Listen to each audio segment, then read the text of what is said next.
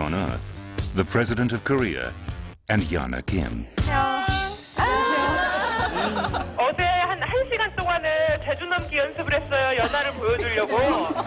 근데 옆으로 회전하는 거는 아무리 해도 연하만큼 안 되고요. 이렇게 보는 건 자, 예. 아, 그거는 우리 김연아 선수가 못하는 거예요. Yuna was transforming, maturing both as a woman and as a skater. To fulfill her true potential, however, she would need to find her inner voice and learn how to express it. An ambitious journey that would take her halfway around the world. Like the young women of Seoul, Yuna Kim, too, was searching for her own sense of style and expression. In March 2007, Toronto, Canada's Cricket, Skating and Curling Club became Yuna's new home. She wanted more than ever to win the World Championships, to be recognized as the single best skater in the world.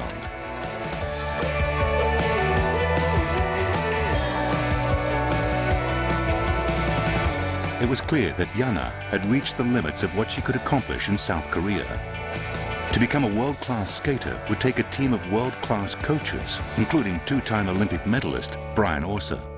I believe Yuna was 15 when she came to the cricket club. I was asked by her federation if I would take a look at some of her technical stuff, and I was happy to do so. I really had never heard of her, and she was very shy and kind of gangly, but boy, what a super talent.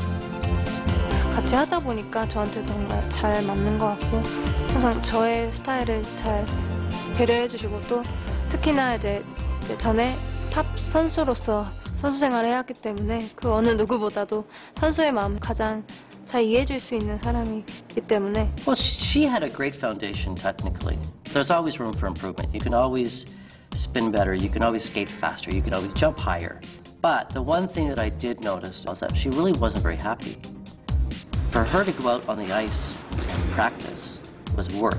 Now, it's not all fun and games out there, but an elite athlete like this, you live and you breathe skating. The first thing Brian Orser did was change Yuna's training regimen. It had profound effects, not only on her skating, but her health and general attitude. Part of Yuna's style for her progress in skating was repetition. Do it again, do it again, do it again, do it again, do it again, do it again. And then you start hurting yourself. We taught her to listen to her body. We taught her about quality is better than quantity. And she started to believe that. Nice. Nice. Nice. Good knees. Brian, can you come in? Please? Is that okay? Thank you. Yuna Kim, another delivery. I get my hopes up every time, and it's never for me. Very little separates the world's top 10 skaters. At this elite level, there is no room for error. A millimeter can be the difference between success and failure. At Ithaca College in the US, Deborah King, a kinesiologist, studies the science of human motion. Using motion capture camera equipment and software, she can analyze the movement of skaters to improve their spins and jumps. When we do a biomechanical analysis, so the computer actually has the 3D locations of all the joints of our body, and from that we can calculate variables that would be important to completing a figure skating jump. We look at things that how fast they skated into the jump, how high they jumped, where their toe pick hits the ice, the rotation of their hips, how fast they're spinning, their tilt in the air, which can be useful for training purposes. Deborah has independently studied Yuna's footage and today explains why Yuna has all the strengths and skills of a world-class skater. Yuna's jumps are, first when you look at them, just beautiful. You don't need to know too much about skating. Figure skating is a sport that involves rotation. You have rotation in the jumps and rotation when you're spinning. And the rotation's all done about what we call the longitudinal axis, which is a line drawn from your head down to your feet. We're looking at what's called a combination jump.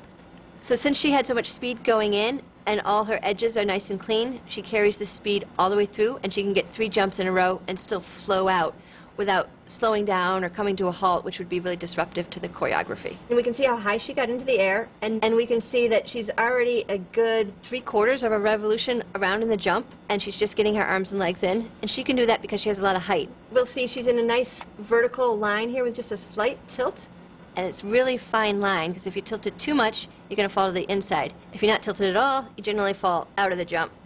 When you're looking at the people who are landing on the podium at the Olympics, those are skaters who are going to put the whole package together. So they have the flexibility, they have the speed, they have the jump heights, they have the rotation, they have the spins, and it's one whole all-around package that comes together. But at the elite level, technical excellence simply isn't enough. The key to winning would be to unlock the artist within her, to perform with creative expression, and to bare her soul to the audience. By doing so, Yuna, like the rest of her generation, would be challenging a legacy of conservative Korean tradition. But in the process, she would be empowered to be her own woman.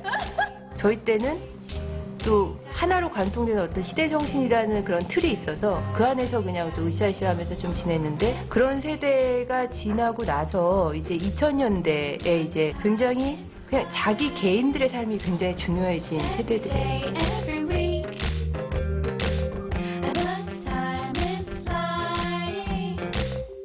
The final ingredient to Yuna's success fell into place when Brian also called on the creative genius of choreographer David Wilson.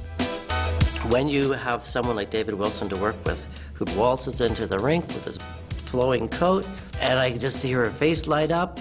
She's got a terrific sense of humor, and David can really tap into that.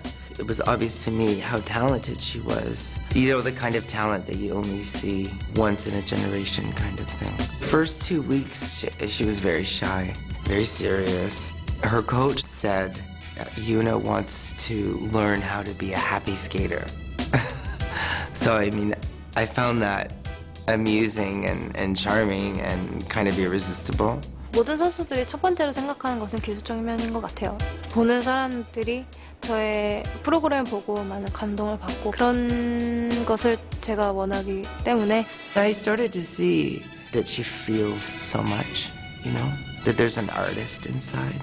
And when you get a child who hears the music and feels the music, it brings teaching to a whole nother level. It becomes more like sharing. She didn't have any issues with confidence. It was just that there was very little expression that would come across in her face. The first program I did for her, it was right in the middle of her comfort zone. And I did that for a reason. It was the Lark Ascending. It was a beautifully lyrical, introspective, nuanced piece that is the epitome of her kind of quiet personality. And I wanted to start there so that we could be friends.